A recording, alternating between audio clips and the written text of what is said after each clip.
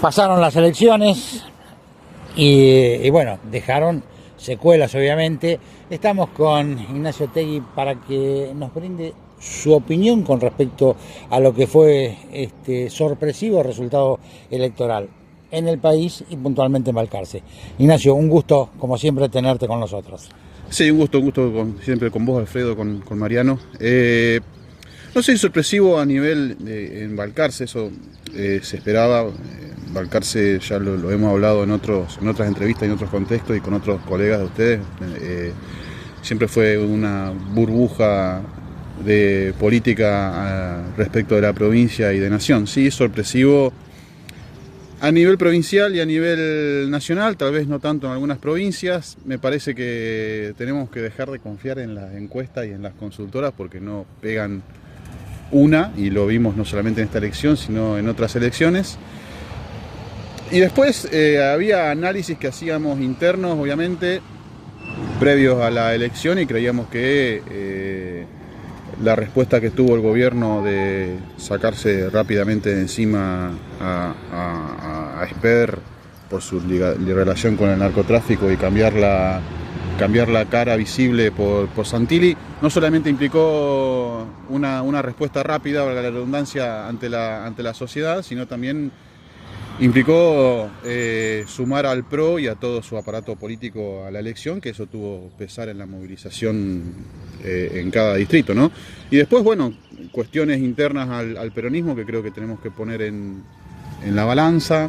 Entendemos que no hubo la misma intensidad militante y de movilización en la comparativa de septiembre a octubre, y eso es una crítica que nosotros hacíamos previa a la elección de septiembre, que personalmente sos testigo porque hablábamos el martes después de las elecciones de septiembre y seguía diciendo que el desdoblamiento era un error porque compartimentaba los debates y no permitía que a nivel local, por ejemplo el caso de Balcarce, se ponga en debate que la falta de recursos que vemos no solamente en el estado de las calles, en la recolección de basura, en el estado de las plazas que vemos cómo están y demás, sino que ahora vemos, como el lunes dijo el intendente, que probablemente no puedan pagar los aguinaldos de los compañeros laburantes del municipio.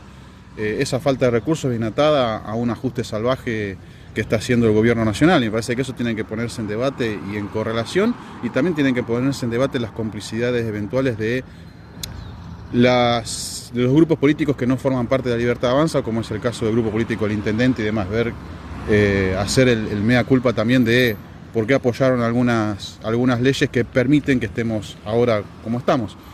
Y bueno, después sí es llamativo que la gente... Pero eso es también una crítica que tenemos que hacer nosotros mismos de por qué la gente no nos vota y prefiere votar a alguien ligado con el narcotráfico, a gente como Santilli que no sabe cómo explicar su fortuna, que tiene un hijo que corre en el TC Pista y que gasta $250.000 por carrera y no sabemos de dónde saca la plata para eso y de dónde dan explicaciones, y eso...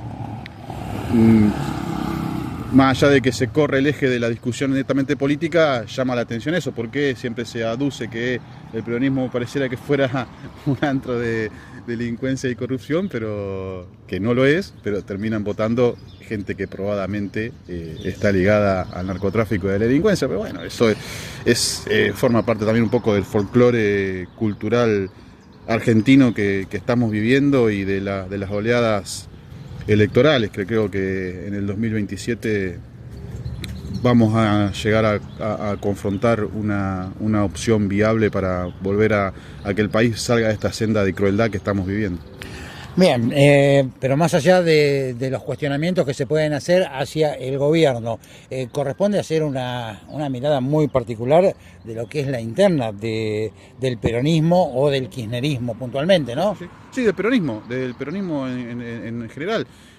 El error me parece que fue aparte del desdoblamiento y de compartimentar los debates, de no permitir un debate nacional, de nacionalizar una elección de concejales que permitió ser una especie de paso tácita para el gobierno nacional y de esa forma recuperarse de recuperar la agenda discursiva, de recuperar el centro de la escena, más allá de todos los problemas que está teniendo, de lograr el apoyo económico de Estados Unidos, que sabemos que eso es pan para hoy, hambre para mañana, porque ya lo hemos vivido en otras épocas de nuestro querido país y sabemos lo que va a pasar con eso. Me parece que también el error fue sentarse en la reposera y no hacer nada, porque parecía que estaba todo controlado. También había que tener en cuenta que había que explicarle a la gente cómo se votaba con un sistema nuevo, que sinceramente, y modestia aparte, la militancia lo hizo, acá en Balcarce por lo menos, la militancia y el presidente del Consejo Deliberante, Agustín Cassini, fuimos los únicos que pusimos en la calle la explicación de cómo se votaba con el sistema boleta única de papel. El gobierno nacional brilló por su ausencia, porque obviamente el juego de ellos era la falta de la ignorancia respecto a la gente de cómo se votaba y que la gente no vaya a votar, y del ausentismo, que es bastante también llamativo. Bueno, pero eso podía ser un arma de doble filo, ¿no? Porque sí, era para propios y extraños el hecho del desconocimiento. Sí, pero hay que movilizar a la gente está bastante apática para votar. Nosotros recorrimos con la boleta única de papel explicando cómo votar, y explicándole también un poco cuál era la propuesta nuestra para que la gente esté un poco mejor, porque por ejemplo Pueblo Nuevo Viejo, que es un caso de un barrio que está completamente olvidado, las calles están detonadas, son calles de tierra que están destrozadas, mosquitos, todo, que insistimos reclamando a la municipalidad para que fumiguen aunque sea, porque la gente está viviendo en un montón de caldo de cultivo de dengue y otras cosas, y ahí la gente, teniendo en cuenta primero la lejanía que tiene que tomarse un remis para ir a una escuela a votar, y teniendo en cuenta también ese estado de abandono, te genera una apatía, porque no te solucionan las cosas en estos 10 años de gobierno que lleva el radicalismo, no le llevaron una solución, generó esa apatía, y 6 de cada 10 personas que hablamos decía que no iban a ir a votar. Y eso es un problema. Porque... Bueno, pero nunca se pudo saber a ciencia cierta a quién iban a votar, no, obviamente que no. Si es que iban, ¿no? Obviamente que no. Me refiero, ustedes hicieron una explicación en determinados sectores de cómo se tenía que ir a votar, y evidentemente no les dio muy buen resultado, que digamos. Obviamente que no, obvio que no, y también hubo mucha gente que, por el caso de Balcarce, porque estamos sacando los números, también hubo una merma de los votos de Milei en la comparativa de septiembre a octubre, y obviamente de 2023 hasta esta parte hubo una merma de los votos. Hay mucha gente que confió en el presidente, que ahora está desilusionada por la política económica, y que antes de votar otra cosa que considera que no se condice con su forma de pensar, directamente no va a votar.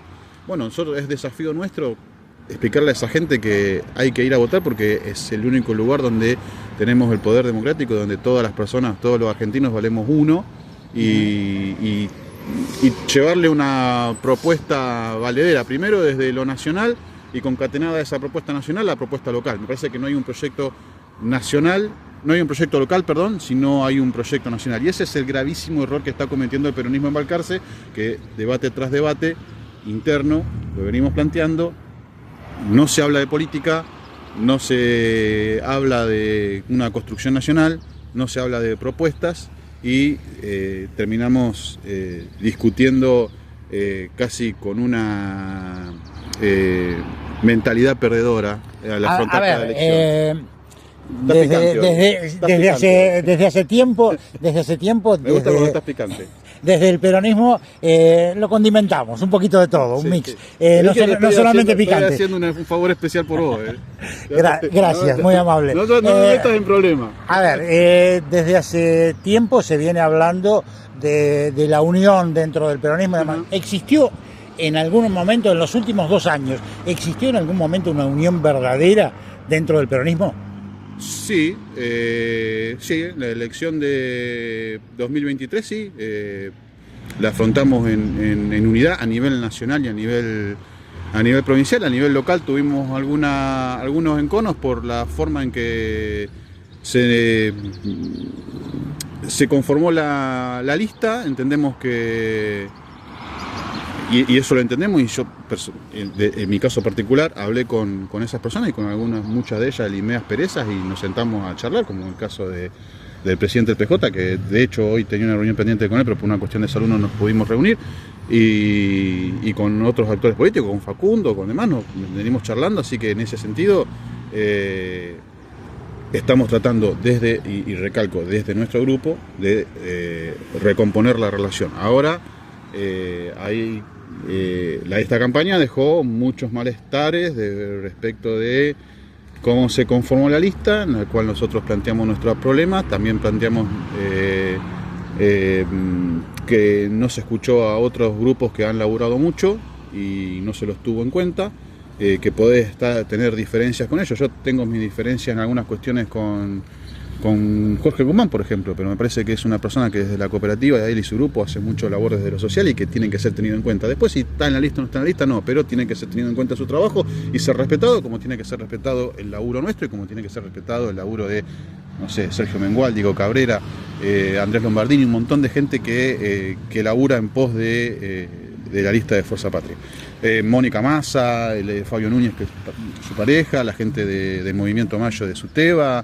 Hay un montón de gente que tenemos que sentar y escuchar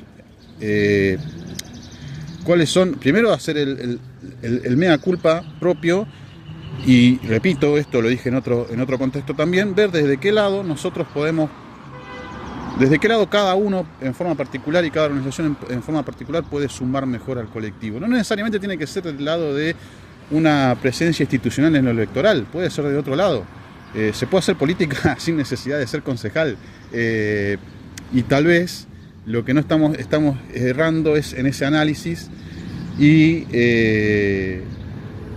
pifiamos ante la sociedad con ese análisis, y por eso no nos da el apoyo. Instalamos los temas de agenda que molestan al valcarceño, como fue el estado de las calles, la recolección de la basura, la inseguridad ahora que se suma, y demás, desde el Consejo y desde nuestras organizaciones con el laburo en el territorio, pero el valcarceño confió en otra persona y es entendible, es valedero y es sumamente respetable. Ahora es el desafío nuestro de que confíen en nosotros. Bien, volvemos al resultado de las elecciones.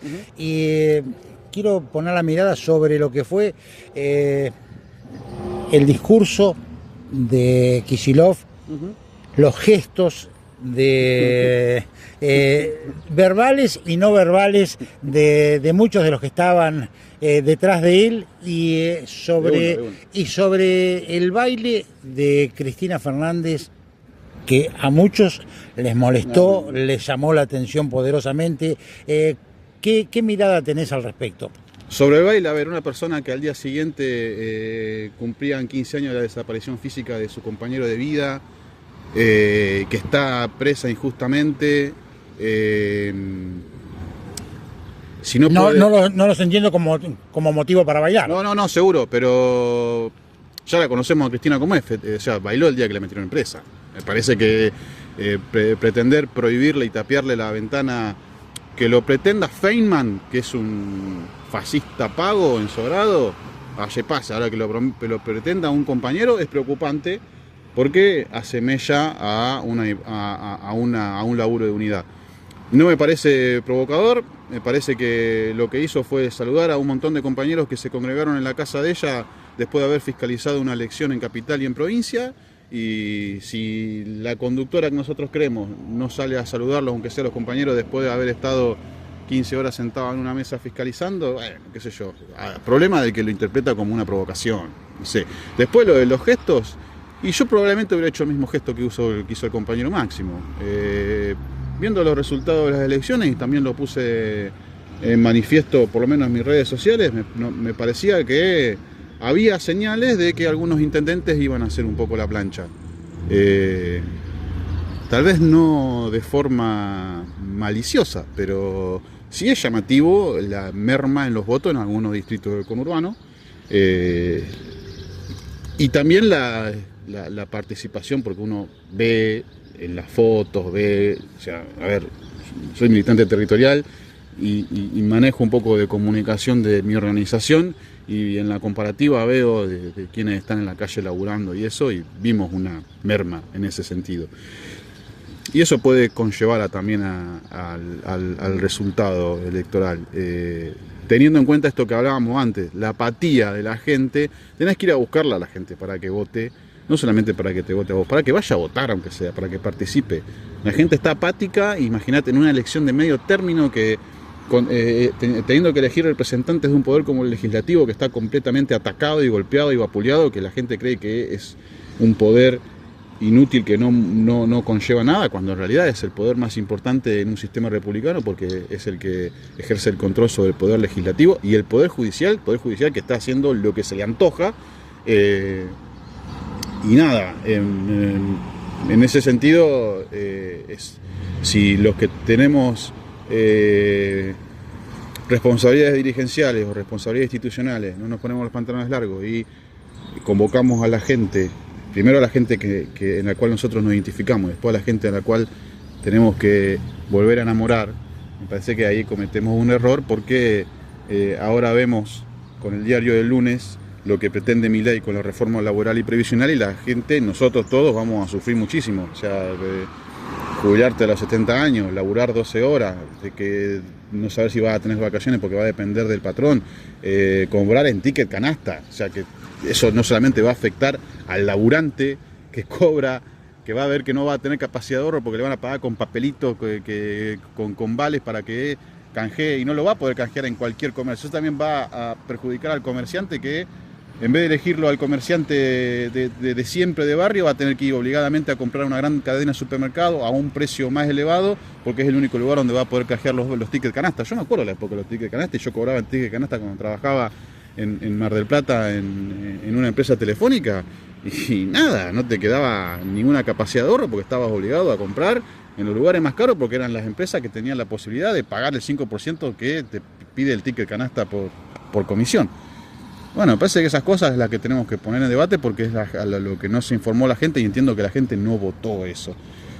También hay que poner en debate que mucha gente que está con trabajo informal, que erróneamente ve al que tiene el trabajo formal como un enemigo que le está sacando algo y no es así. O sea, me parece que tenemos que igualar para arriba, no sacarle derechos al laburante formal para informalizarlo y volar todos para abajo. Tenemos que lograr que el laburante informal, el monotributista, tenga los mismos derechos y la misma capacidad y la misma capacidad de ingreso y de ahorro que tiene un laburante formal. Capacidad de ahorro que hoy por hoy es nula.